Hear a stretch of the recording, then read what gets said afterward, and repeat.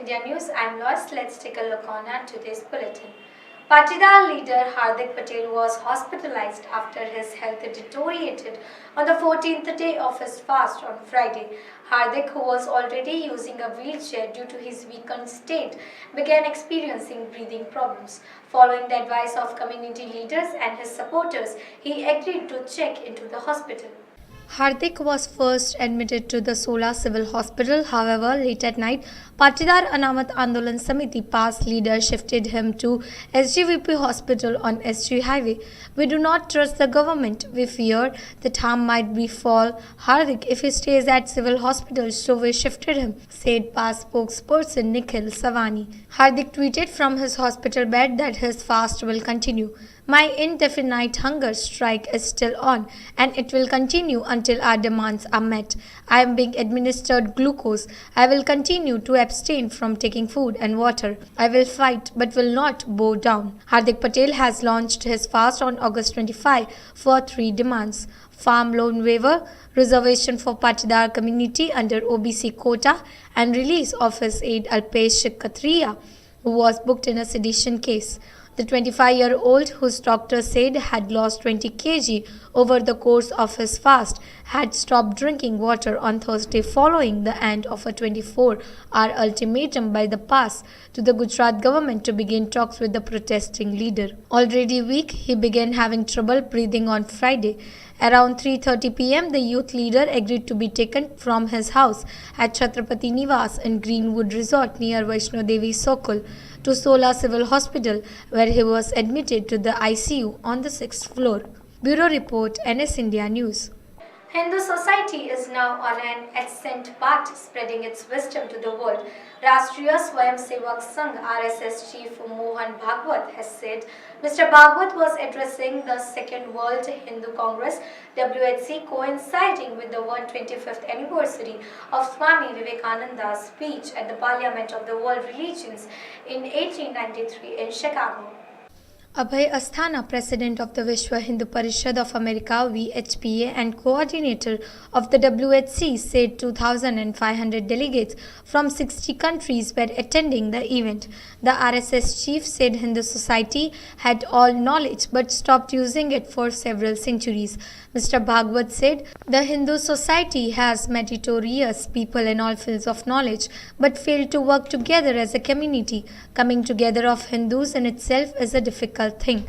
A tiger might prefer to roam around alone, but know that wild dogs can surround and destroy it, he said, adding that all walks of life must be infused with Hindutva. What was Anupam Kher doing here? He is a film actor. We need films to have Hindutva in them, said the RSS chief. Mr. Asthana said the word Hindu refers to a civilization, to a people rooted in the soil of Bharat. As people, we must focus on wealth creation. We may graduate from individual success to collective success. Bureau Report, NS India News. World's number 1 Rafael Nadal retired injured from his semi-finale match against number 3 Juan Martin del Porto. Meanwhile, 6-seeded Novak Djokovic reached his 8th US Open final.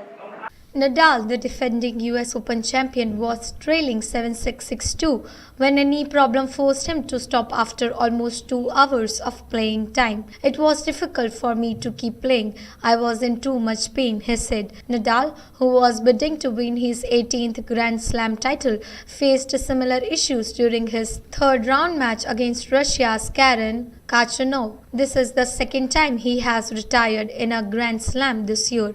Del Potro will return to the Grand Slam final 9 years after his first, when he defeated Roger Federer as the US Open in 2009. He will play Novak Djokovic, who beat Kei Nishikori 6-3, 6-4, 6-2 in the other semi-final. Djokovic is bidding to win his third US Open title and 14th overall Grand Slam title.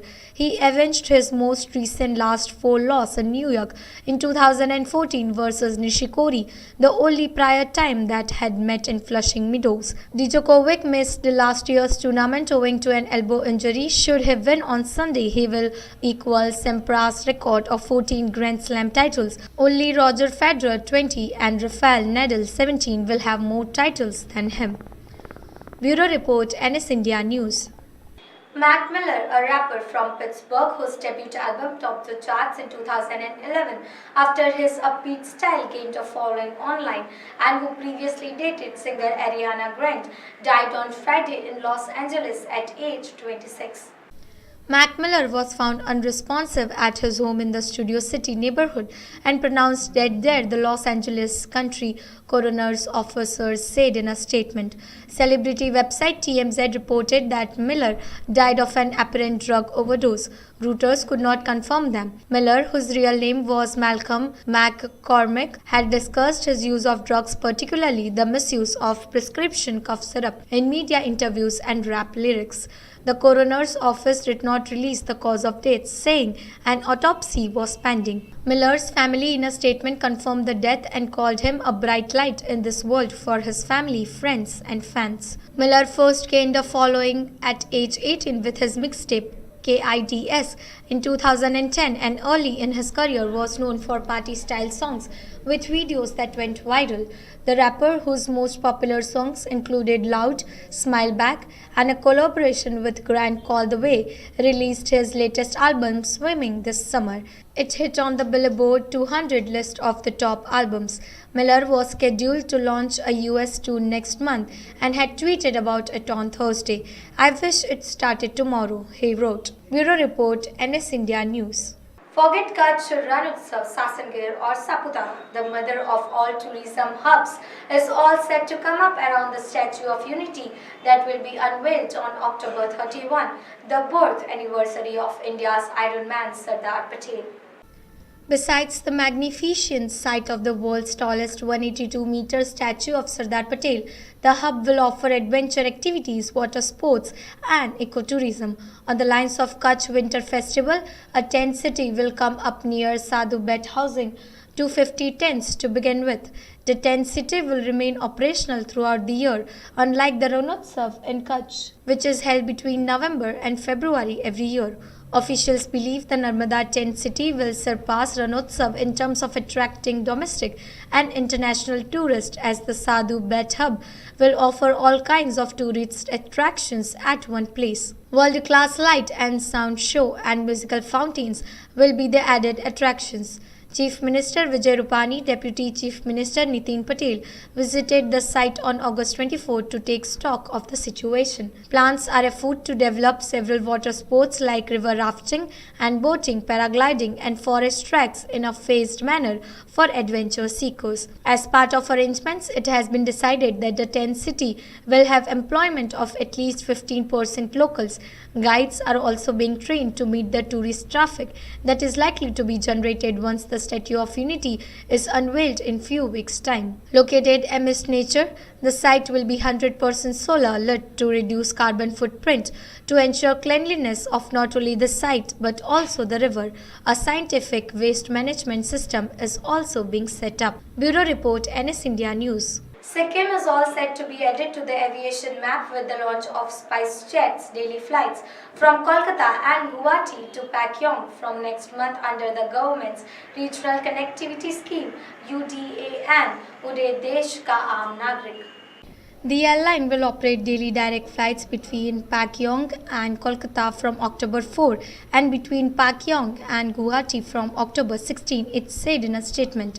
SpiceJet will be deploying its Bombardier Q400 aircraft on the route. In the absence of the flights to the state, people headed for Sikkim have to fly to Bagdogra and then take a journey of over 100 kilometers to reach Gangtok. Therefore, the flight services will help drastically save on travel time.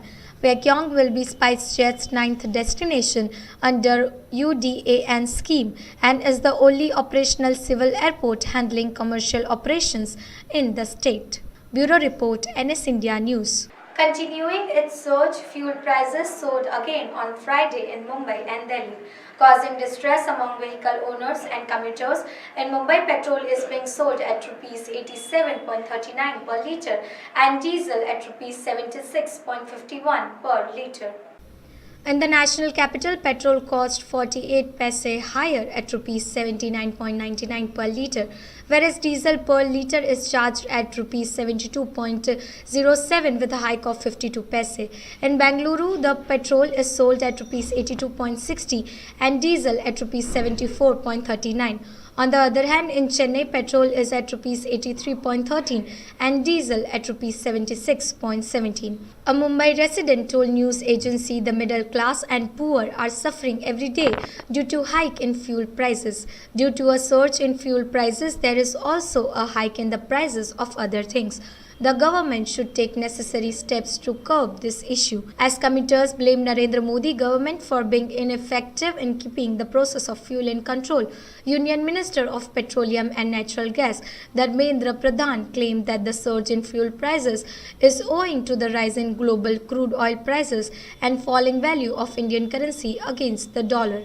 In the wake of the rise in fuel prices, the Congress party has announced a Bharat Bandh on September 10th. Bureau Report, NS India News.